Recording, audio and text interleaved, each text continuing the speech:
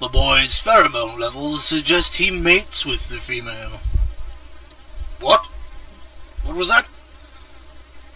He wants to mate with the female. Wants to? He doesn't do it already? That's even more embarrassing.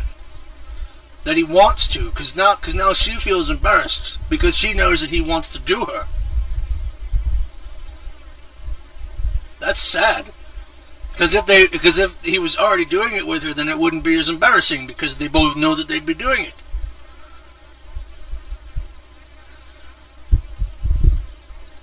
That I feel sorry for him that I said that. That this is taking... I'm sorry, kid.